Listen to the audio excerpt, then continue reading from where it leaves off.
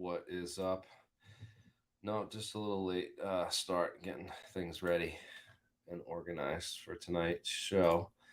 Um, yes, I am here, or hopefully you guys stuck around and you're all still there.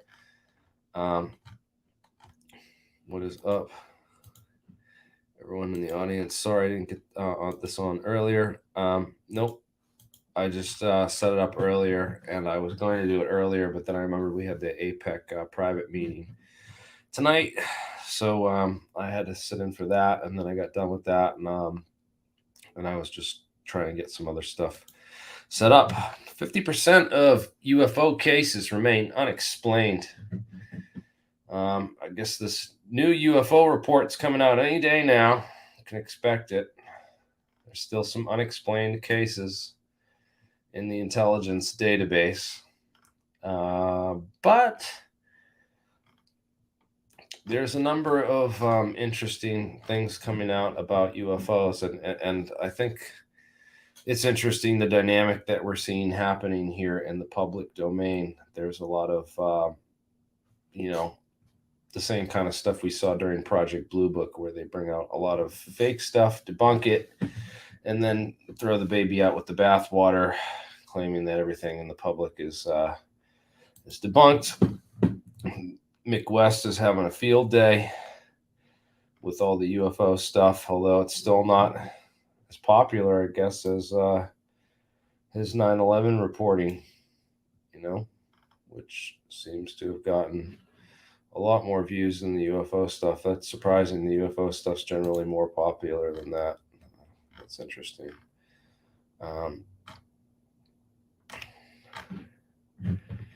Which, by the way, Catherine Austin Fitz has some great things to say about the missing monies and stuff like that as well. Just do your research into that. I want to talk about UFOs and some of the interesting questions that were posed by some of the leading intellectuals out there on the subject. Eric Weinstein continues to ask great questions about UFOs, and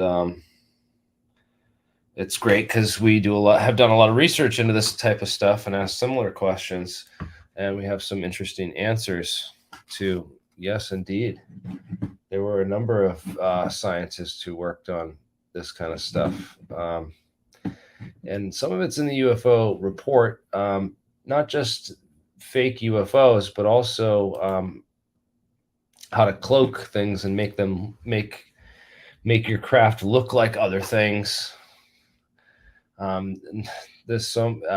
We had Project Rainbow that started under the scientist named Edward Mills Purcell in the 1950s is when Project Rainbow began.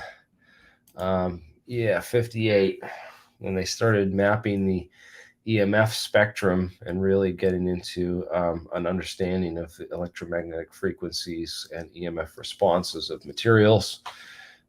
Throughout the 60s, a lot of laser technology was being developed. Lasers also, in case you didn't know, lasers lead to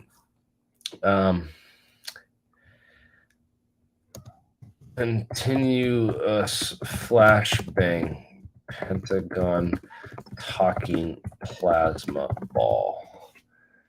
Okay, if you type in those words, you'll get this video where they talk about this Pentagon plasma tech. This is Military Times. And apparently, if you take two laser beams and you cross them in midair, it creates plasma balls in the air. And if you do it at certain frequencies, you pump the lasers at, you can pump the plasma at those frequencies and actually create talking plasma balls that transmit noises and even voice commands and speech through these laser effects. And a lot of the government laser research started in the 60s and progressed through the 60s, but they didn't really start discovering a lot of this tech until, I believe, the 1980s. and 90s, if not later, and then able to directionalize the laser trajectories so that they can make actual, shapes and different designs and patterns and draw things in the sky using these, laser induced plasma balls. So that's one interesting technology with lasers. Again, the history of metamaterials is quite interesting, but that's for hiding objects. We're also disguising them and making them look like other things as well. But I think we could go back to Wright, and when he asked him specifically, has anything like this ever been done? So one of the questions about UFOs that needs to be asked, I don't hear much about, have the U.S. government ever built fake UFOs? UFO people are so focused on whether there are real UFOs, they don't push hard enough to ask this question. So, about the UFO crash sites and recovery folks and stuff, he says, we either have real crashed vehicles or we built fake alien vehicles and crashed those, or someone else did for publicity and or some or other reasons. Here he shows another interesting picture of soldiers, pretending to be heavy armor. At this point, I'm reasonably sure there are things that look like cool alien vehicles in some hangars, but I also grew up near Hollywood and remember super cool looking fake space cars visible off the Hollywood freeway. So does anyone have stories of building fake UFOs for the U.S. government? Oh, geez. Well,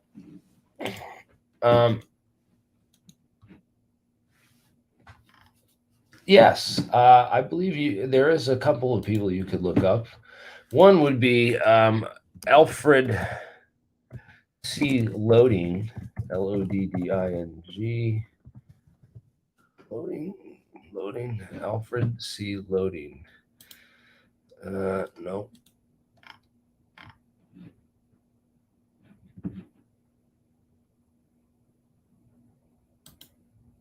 Alfred Loedding and the Great Saucer Wave. So how do you spell that? Maybe it's spelled differently. Alfred Loedding.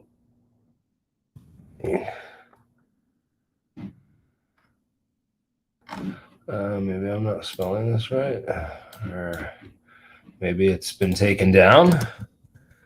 I hate it when this happens. I'm usually really fast at finding stuff like this and getting it brought up. Wow, maybe they took down the Wikipedia page for this man. And that's really quite interesting because let me find the slide I have on Alfred Loedding, because I have a slide on him. I believe I had one on him in this technical report. I should have a slide on Mr. Loedding. He's a super important guy.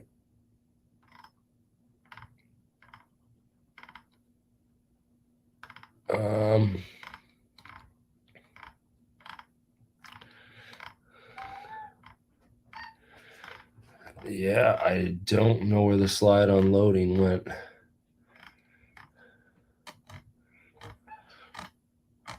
But it's in another presentation, and I can't find anything on him now. This is really interesting. Alfred C. Loedding. Nope. Get out. Alfred C. Loedding, the man behind the flying saucer wave. Anyways, this guy, this is the guy right here.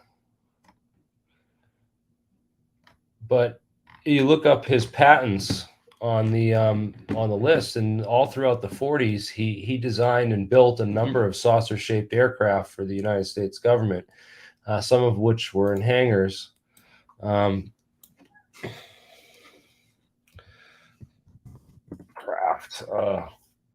You can see his patents here. He built a number of saucer-shaped craft and tested them in wind tunnels at Wright-Patterson Air Force Base and in tunnel systems, and the wind tunnel there, and he built a number of and tested the airflow designs and also the propulsion systems. This Quanda effect, similar to the VZ9 Avro car, which was a Canadian company, which built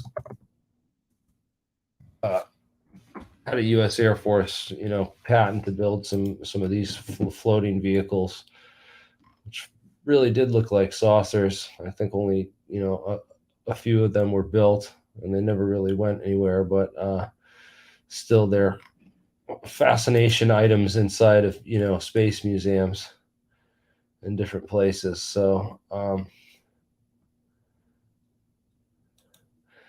yeah, interesting things. This is the world's slowest aircraft. Is this one pictured?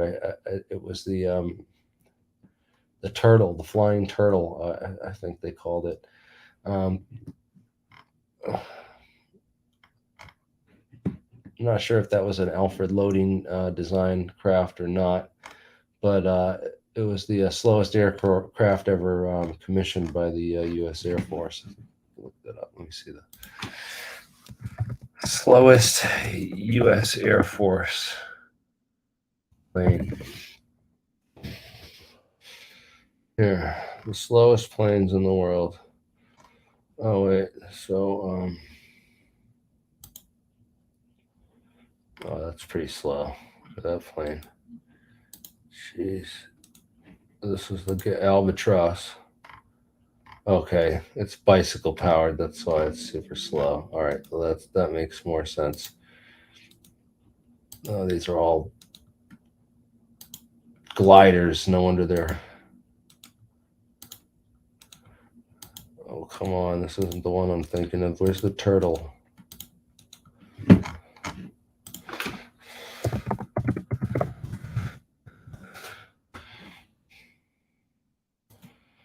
think it was called that. No, what the heck?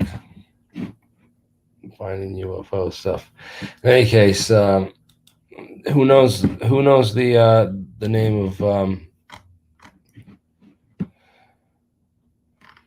that craft we just saw?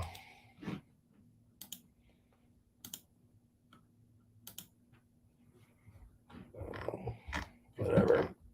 It doesn't matter. It's all Air Force history, but there's a number of these things that are probably sitting in Air Force hangars that look like these things. And you can trace back where quite a few of them are. Let me see. What else did he say? Yeah, UFOs in places like Wright-Patterson Air Force Base. Yeah, we did. Alfred Loedding worked on that in the 40s, and a lot of people blamed him for the saucer wave of that generation, because he was designing all these weird looking saucer kind of aircraft that they were flying around. There's also the case of the Russian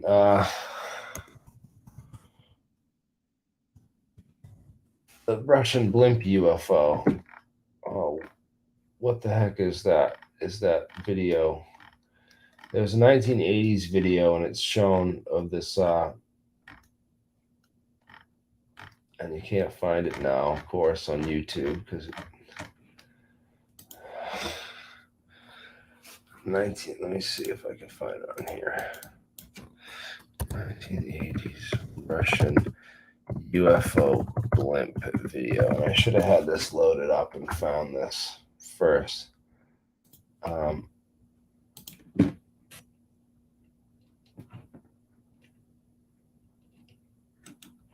Let's see it.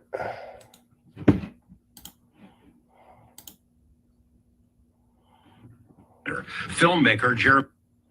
I don't know if people could find Rhode this. Island Senator. If someone could find this thing for me, but it was a hangar of a Russian blimp coming out of this hangar, and it was actually a Russian blimp that they designed to look like a UFO to fool Russians. Designed a blimp to look like UFO. I don't know if it's the 80s. It might have been.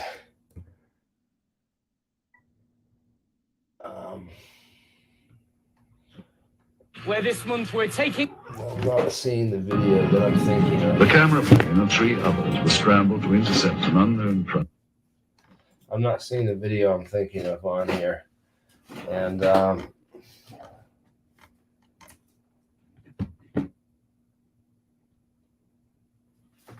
it was this big like saucer-shaped blimp that they brought out of a hangar, and they brought up the thing that was they made it specifically to float out to make the UFO, to make like the to fake out.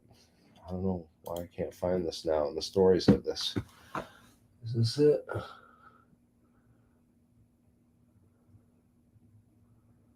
No, there's a couple of these other starships that are made to look like UFOs and stuff.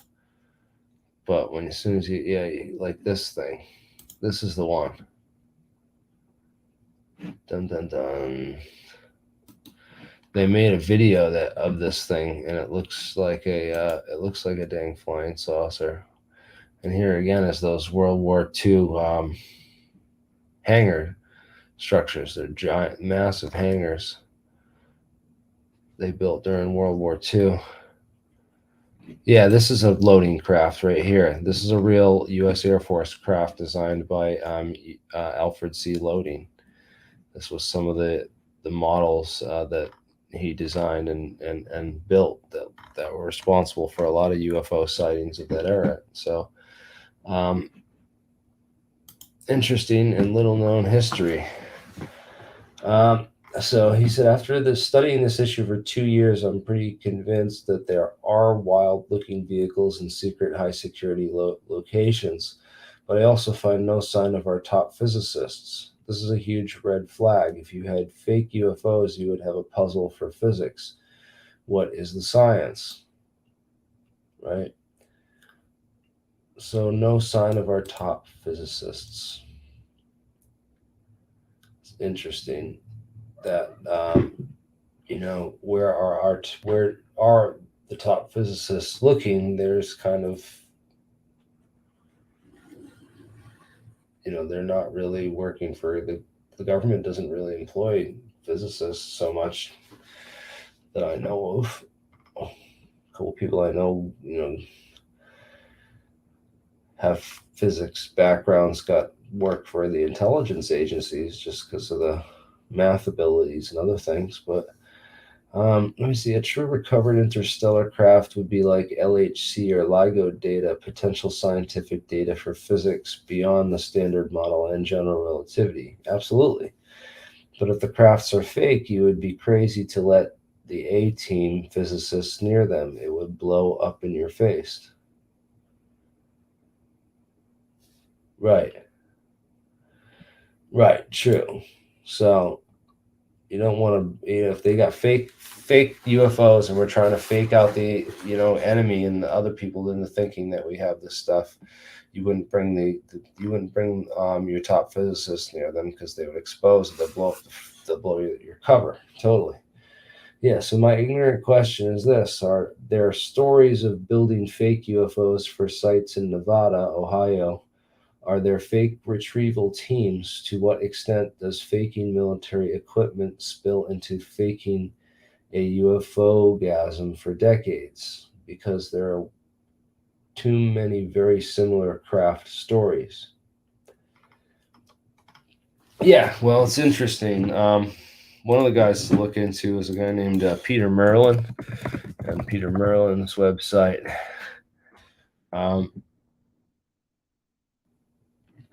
Peter W. Merlin, this guy right here, this gentleman, he has done tons of research into Area 51 X-planes and crash recoveries. He runs the Dreamland Resort, I believe, he helps run the Dreamland Resort website. Tons of great information on this site about Area 51 and crash retrievals. He's worked on a number of crash retrieval projects. Yeah, all the X-plane crashes. He documents all of them, where they happened, and the recoveries. So you'll find a lot of, information in this book.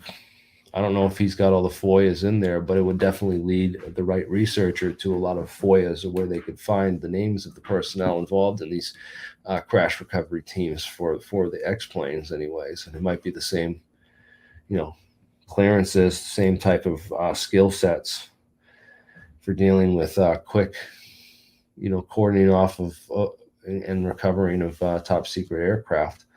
It's the same kind of skill sets that you'd use. So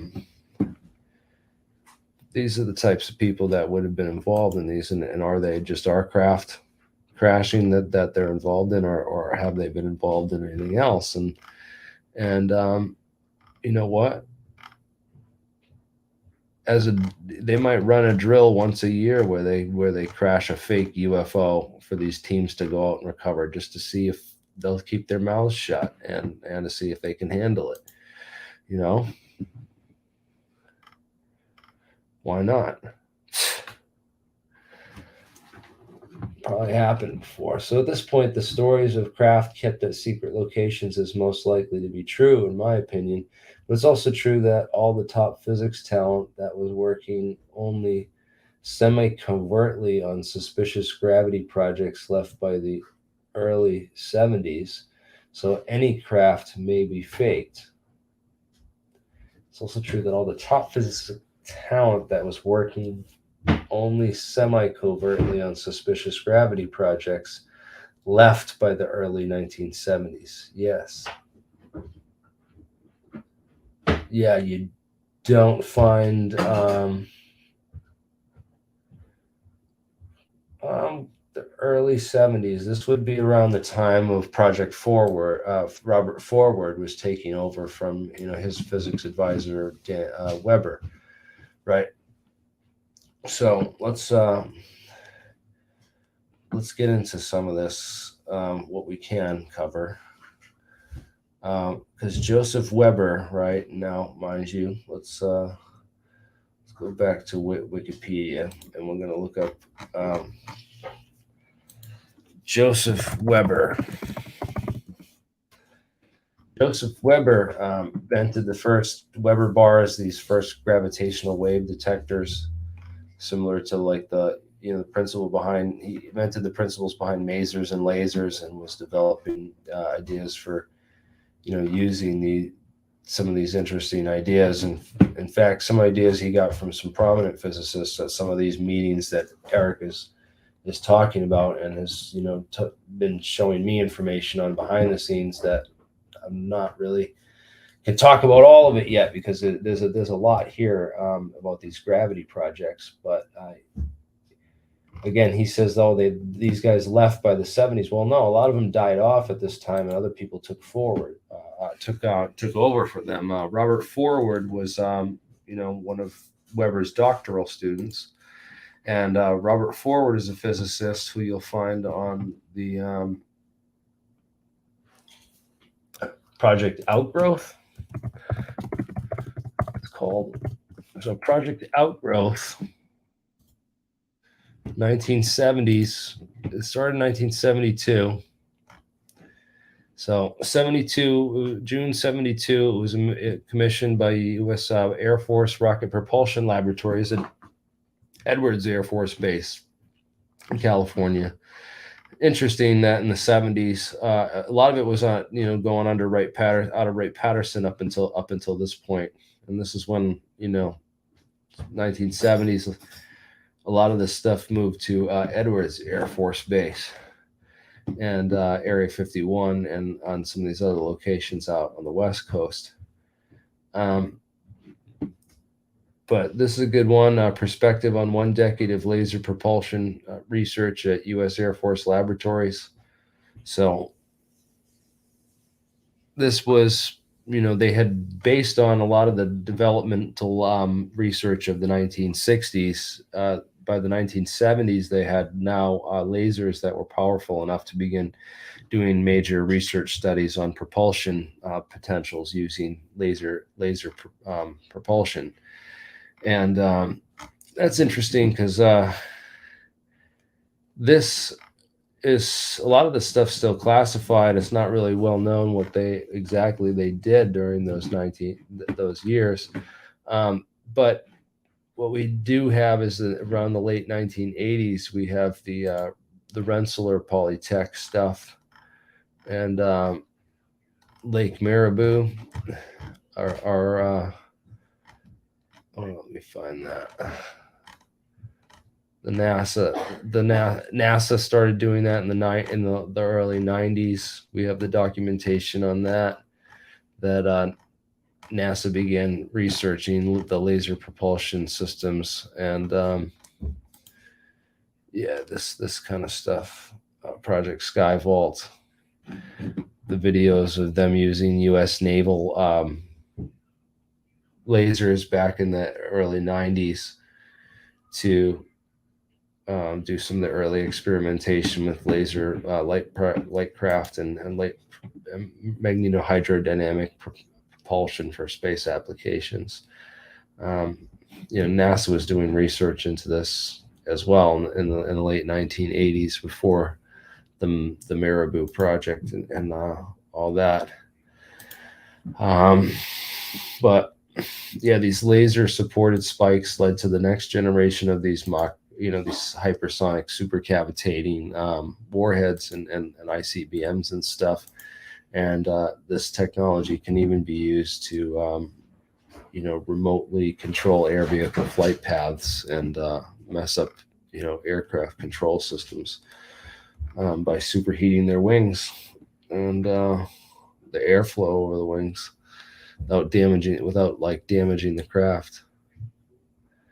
So interesting stuff.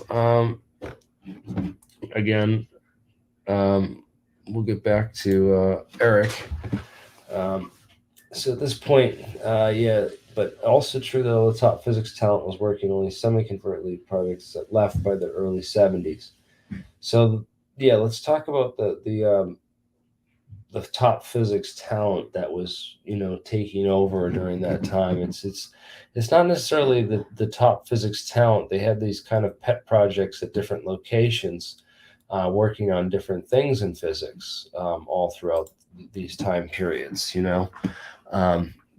Like the 1970s and 80s. So you have groups like Edward Mills Purcell and Felix Bloch, and those guys working on invisibility technologies and EMF spectrum and electromagnetic frequency response in materials. And that's different from the physicists, say, like the metallurgists over at Battelle and others, or Wheeler kind of was a cross-disciplinary guy. He worked on a number of different things and stuff. But you have different groups working on their compartmentalized specific areas and even fighting within themselves on whether, Linus Pauling did, a brilliant chemist and scientist, did a lot of classified research and stuff for the government, but also at the same time, held back the discovery of quasicrystals by about 2 decades by his skepticism. And, well, I wouldn't call it skepticism, it's just stark denial of the facts. So you have cases, like that in the literature where it's, some guys just inhibited the progress and you had to wait for them to die off for the next generation to really take over. And, maybe what we saw in the early 70s was a deliberate stagnation of these fields through what had been, explored throughout the 1960s and the projects, that had been taken up during that period of time. As we mentioned, that was, right smack in the middle of that is when, DeWitt published, the drag of rotating superconductors, gravitomagnetic drag. So they were looking into this gem theory of gravitation, that it could be a Maxwellian style field theory. And they were looking for these, other hyper effects, and experimenting with things like rotating, superconductors and superfluids and that type of stuff. So a lot of that continued and is still pretty classified. But yeah, so either way, it's a big deal. Everything changed in the early 70s. It's impossible to say how much. But yeah, the moment the Mansfield Amendment came in, physics began to stagnate. Yeah, exactly. The Mansfield Amendment was a key turning point that really strangled the funding source for alternative science. And science really needs good quality funding to spark innovation, and people we're promoting up in science are not the type of individuals who historically we've seen that have led to scientific revolutions or ingenious new levels of thought, like the Nikola Teslas of their time, or I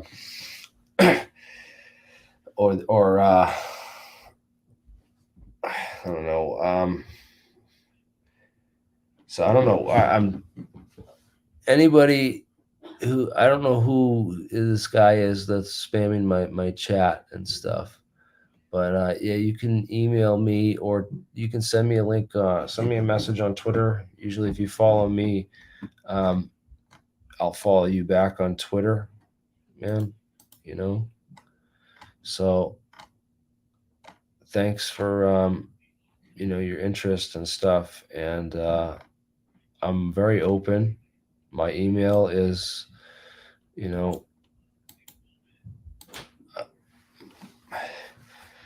my email's thealienscientist, one word, at gmail.com if you want to email me. So yeah, let's keep talking about this. The Mansfield Amendment, this is key. I'm gonna So to sum it up, they do appear to be craft, but advanced armies all build dummy weapons. Yeah. Yeah, just look at the terracotta warriors, or these fine images that you show. Do we have any fakes? Do we have only fakes? Why do we talk almost exclusively about technology and not new post GRSM science if there are any real interstellar craft?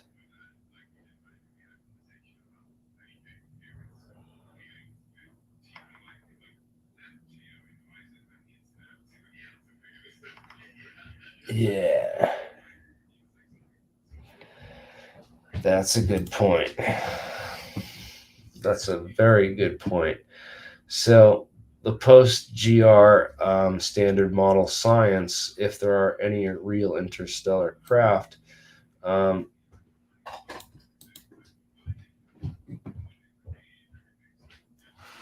okay. Yes, we do have fakes. So we'll respond to this. Yes, we do.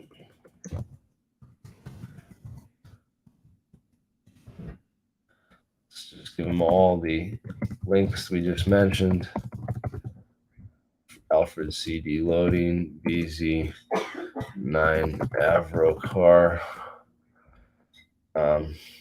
Let's look up the airplanes of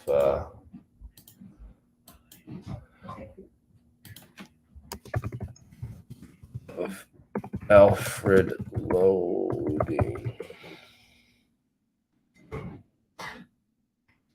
He's got a ton of more aircraft than we know about.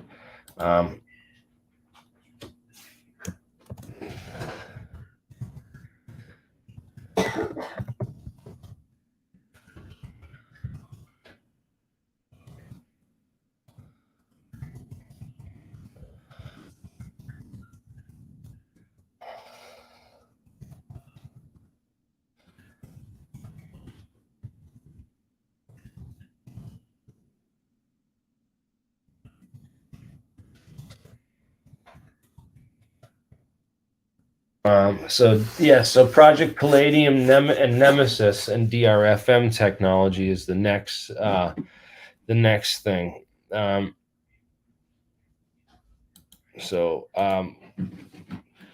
you guys don't know what DRFM technology is, look it up. It's called Digital Radio Frequency Memory, is what DRFM stands for. And it's a system that's designed to listen for incoming signals, memorize those signals, and then be able to replay those signals with clarity and duplicate those signals. So one example is the signals that your cell phone uses to look for new cell towers when it's roaming for new cell towers, and the signal frequency that those cell towers use as a response to talk back to your cell phone. That's the kind of basis behind how these stingrays work. The stingray surveillance technology. It's a DRFM technology, and the stingray trackers that the FBI uses are to listen to your phone, pretend to be cell phone towers. It's DRFM technology, and they also have it in these balloons. The Project Palladium balloons.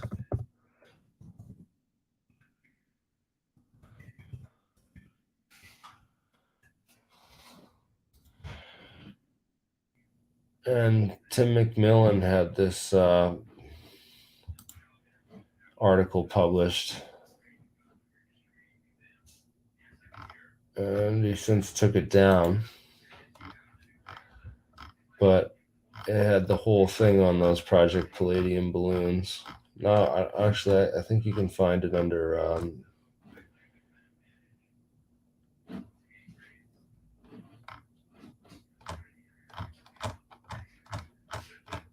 where everyone's pretending they're UFOs, but they're really balloons. I don't think it's Tim McMillan. I think it was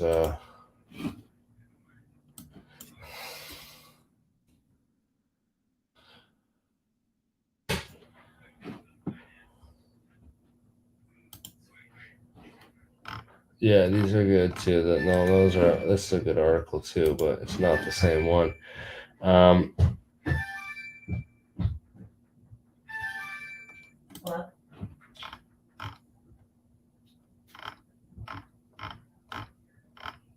This one. Yeah, no, it's not the one, but you can find these balloons. They're like a sphere inside of a cube inside of a sphere. They're making all this stuff more and more harder to find now. It's just, I've noticed, they talk about it. It's just more and more hard to find all the time. Anyways, Project Palladium, Nemesis, DRFM technology. Let me see. What else do we have? We have what other fakes? The blimps and balloons. I'm so baffled right now. Blimps.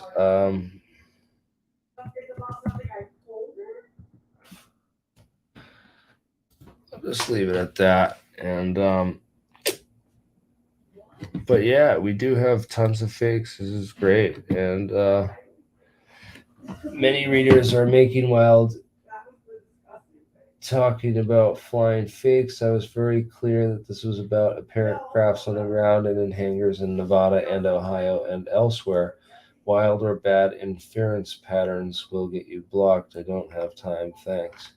But also, I also want to say that, if they were, if the purpose was for them to try to, clearly these guys are trying to pretend that they have tanks here for the enemy, right?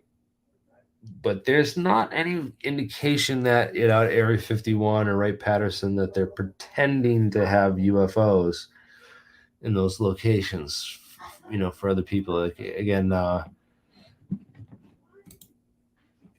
McCandlish said that he was shown or Brad Sorensen this other guy had told him the story about being brought to. It wasn't Wright-Patterson Air Force Base that Mark McCandlish went to. It was I forget the name of the Air Force base that he said that he saw the saucers in a hangar that he based the ARV off of. But oh god, if only Dan was here, he'd know right away.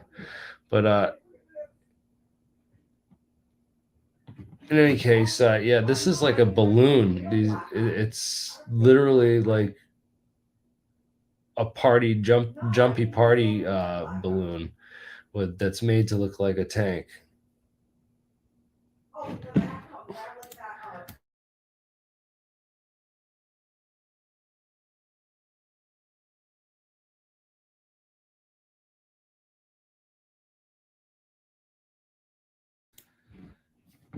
Anyways, this yeah, cool stuff with these fakes, and then this is cool too. Is that real or is that fake? Looks fake. There's a fake tank. Look at that. That is far out. Oh yeah, fake jets on the runway. Made to be like fake airplanes, fake targets.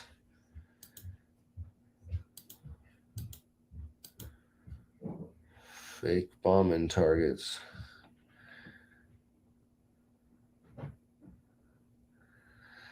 The right side has been quantized. The left side is geometric, but has not yet been quantized. Ergo, the left side must also be quantized for equality with the right side to hold. QED. 70 years of abject failure are hard to sum up as you ask, but that is the core argument. Yes.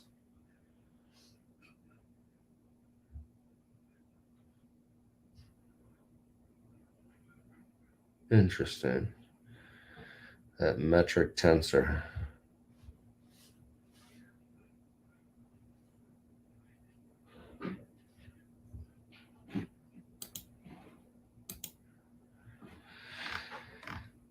Anyways, yeah, I'm looking forward to hopefully getting Eric Weinstein on the show. Maybe even getting him to come down and do some research with me here once I locate the archives for him. Currently trying to track down all this stuff for him. He's brought up a lot of great information, a lot of great sources and stuff, and hoping to put a lot of pieces of this puzzle together and help him get quickly up to speed, having only been researching UFOs for 2 years, as he says.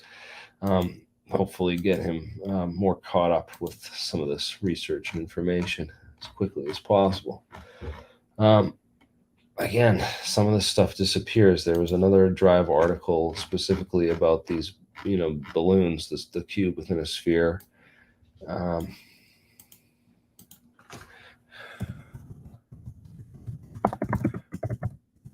Pretends they are UFOs. Which kind of, I think, maybe was in the title of this one. Yeah, acts like they're UFOs. This is it. This is the one, Tyler Roggaway.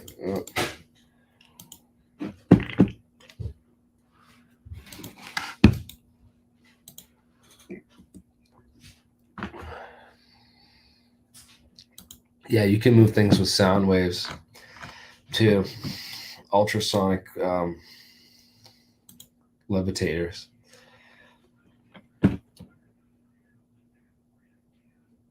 Wow. So Loedding was part of Project Sign and an American aeronautics engineer.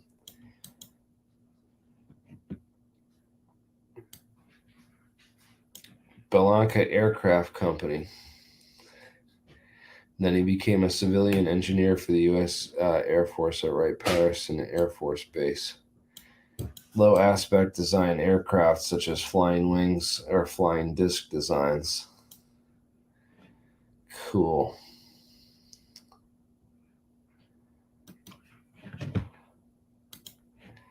Oh, this is great. All right, we got some good stuff on. Michael Hall and Wendy Connors wrote this.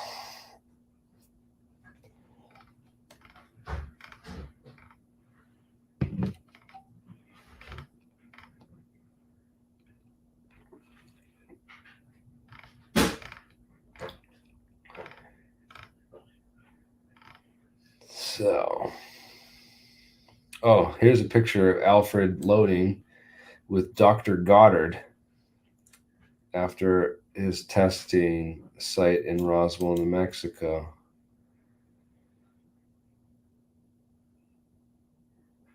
During 1941. This is where they're working on the rocket research. Oh, they saw a UFO. Interesting.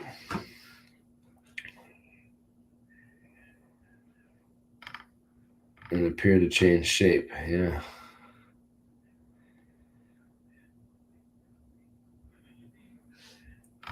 Wright Labs in 1938.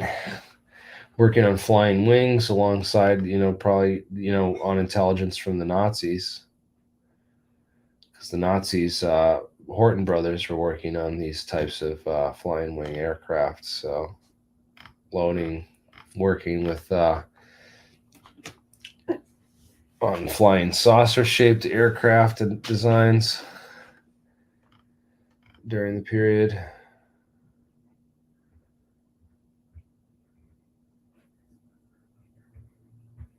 So they began building and testing a lot of flying saucer shaped aircrafts, and the XB-35 and YB-49 too.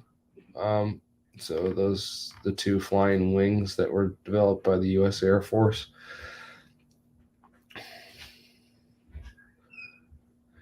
He just designed tons of different aircraft. Came up with all kinds of different designs. Really cool job, man. I feel like I was him in another life.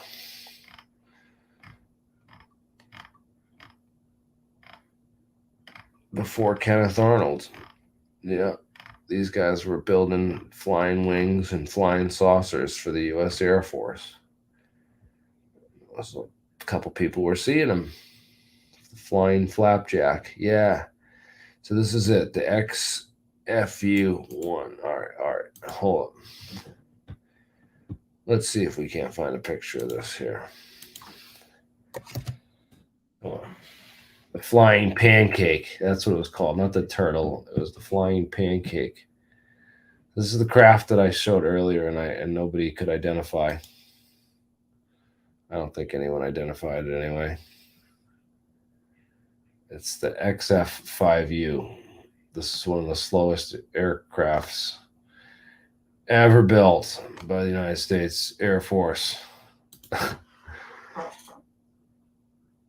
What does that say? Navy? Oh, it's Navy.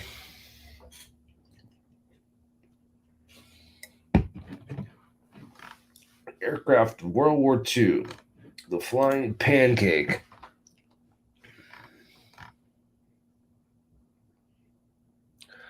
It's got very similar engine designs to the Horton Brothers craft.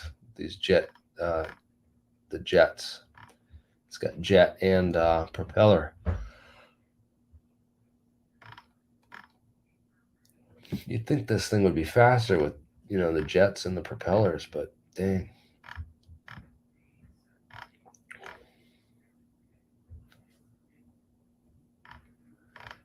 The flying pancake.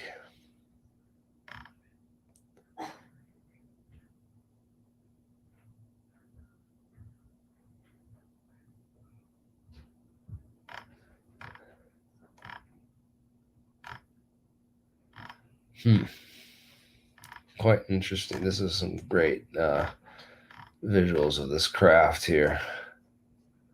The whole engine schematic and assembly.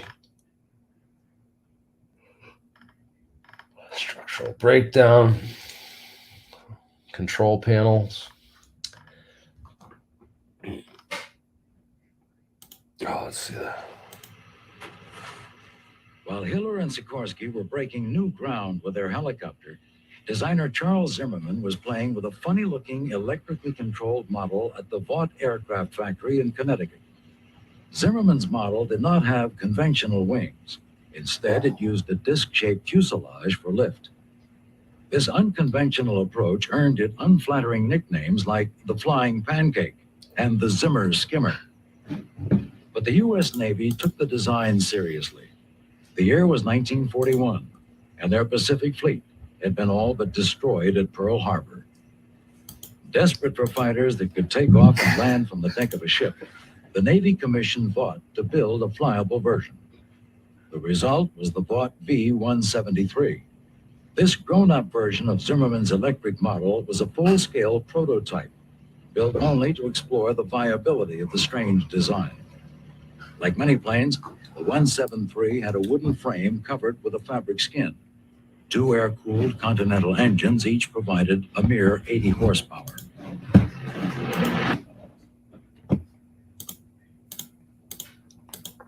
I'm going to share this so people can actually hear this.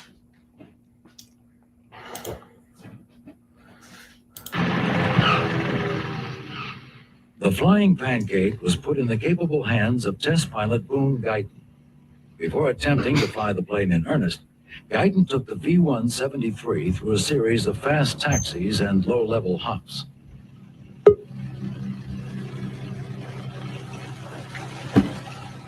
Then, on November 23rd, 1942, Hey, guys. rolled down the tarmac. Hey, what's up? We're getting the lab ready for the APEC conference. During its 15-minute Oh yeah. I'm thinking about coming down tomorrow morning. made a short takeoff, reached 100 miles Trying to per get hour, some funds and together began and to stuff. flight with a short landing. So, guys, drop some super chats for the gas money. What's funny about the plane attracts Jeremy many also foreigners offered to to pick up some liquid nitrogen. So if we get a liquid nitrogen fund going on, then maybe we could fill up our doer down there and do some Pavlov gravity impulse superconductor experiments. We got all the parts pretty much laid out over here. It's a pretty complex experiment. So Jeremy's going to be helping us set it up. We got huge Helmholtz coils and look at the size of those things. Nice. That's freaking massive. They're potted. The glue alone to get the cryogenics into the vacuum chamber costs $1,200.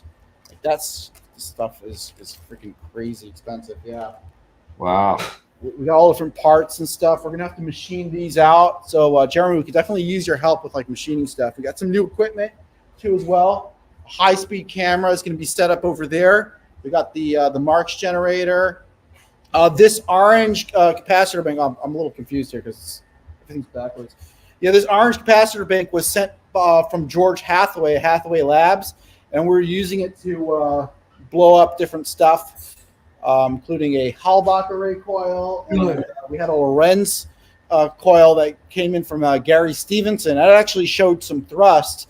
So we definitely want to try that again. And we can do this stuff all live on APEC when we're ready to fire shit. With the 1,000,000-volt Marx generator, we're just getting ready. The guys down there, they're getting a table ready with the power to run the Helmholtz coil. That's going to be for the Podklanov impulse experiment. So we got a lot of stuff going on, guys. Did you mention the gravitators? Oh, right. We got gravitators. This is the old T.T. Brown stuff that we were gravitators that he made. The old T.T. Brown stuff that we started with. We're going to hit it with the Marx generator and see what happens. And Wayne Ojala is here. And Nice. he wants Department of Homeland Security to understand that he is not working for Falcon Space right now. This is tourism. This is he's just a tourist. Yeah. Make that clear. Yes. This is all fun. We're just having. This is a party. Yeah. They're gonna go deport him back to Canada. He was concerned that the DHS is going to be watching these videos and he's going to come down on him for stealing Americans' jobs. Like, Yeah. do you know how many people actually? Canadian government, you're now exporting technology from Canada to the U.S. Oh yeah, we'll get into ITAR territory. That's it, dude. Jeremy, we're gonna get you some of these T-shirts too. We got the Falcon Space T-shirts, and we got hoodies coming in tonight too. So anyone who drops On one occasion, it's got to be at least $200 and their address. Send that directly to Jeremy Reese.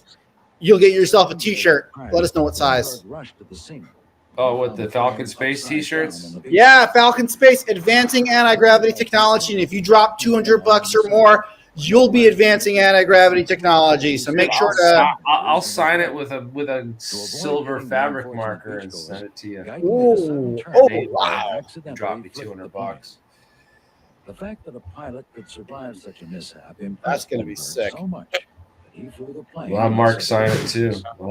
Wayne sign it too. Was the U.S. Navy. We'll all sign it. Zimmerman's flying pancake was almost impossible to. We can even have Pinky lick it. Yeah, and pee on it. Should be happy to. Pinky got hit by a car today. Nah. Yeah, I mean, she's okay. She's nothing hurt, but she got hit. Jeez. We got to make sure she stays inside. Yeah. No more running out. Yeah, she just takes off so fast, yeah. Well, hopefully she learned her lesson. I don't know. Dang. So we're gonna see you in the morning sometime. Yeah. Yeah. Right on. If you can make it by 11, we're gonna be heading out to meet Charles Crawford on his way in from the airport at what's his name again? The lab. There's a lab from Lab. not the lab we're going to go to tomorrow. Thomas Edison. Oh right, Thomas Edison's lab. Thomas Edison's lab. Yeah. It's like 30 minutes cool. from here. Nice. We will get some That'll be fun. inspiration for invention. Nice.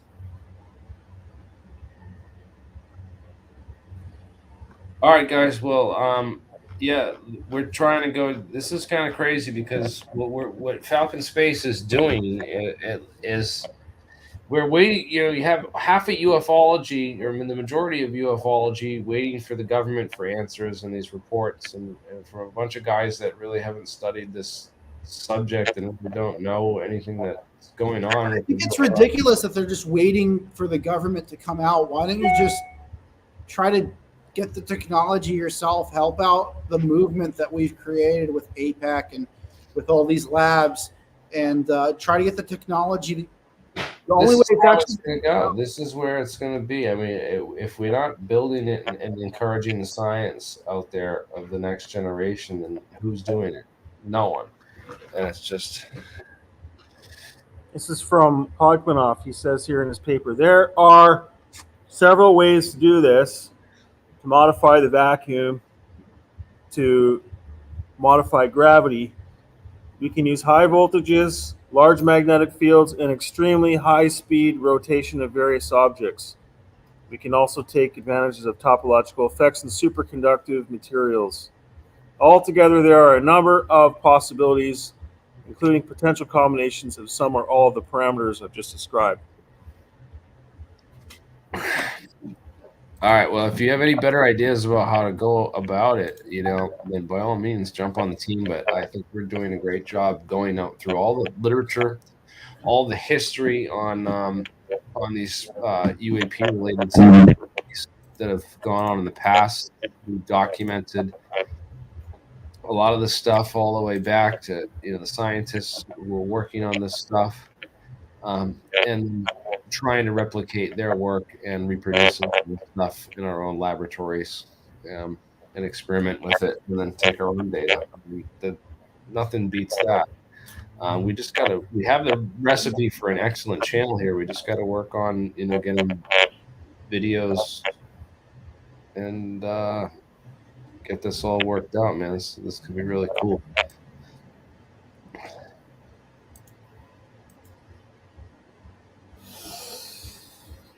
Anything to add?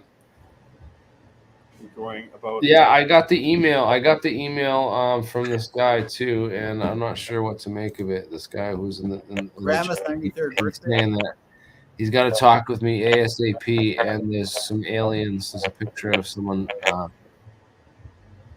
talking to aliens. NASA will be renamed. Well, Mr. Glitched, you can come down and show us how to do it right. Yeah, hey, jump on the stream if you don't want your name. I'm gonna open it up right now. So here, jump on. I'm gonna close down the broadcast on the live stream, but please jump on that StreamYard link. I always like to talk to people who know more than I do. As long as you got a microphone, jump on. And Yeah. Someone said we're doing it wrong. And James, if you want to, Scott Kelly, jump on here, man, and tell me what you're talking about with this. I want to know more. You just sent me a picture. I want more information. So jump on here, and if it's good, and I'll bring you on, and we'll do another broadcast and stuff. So yeah, thank you, man. We're trying our damn best, and if they figure this out back in the 50s, or like some people think in the UFO community, then we're going to figure it out quite soon. If not, then we might be the first team to do so, because there's nothing else they're trying. So look forward to speaking with you, man. Jump on the stream. There's the link, and we'll talk to you guys. Get there. Later. Oh, when Jeremy gets here.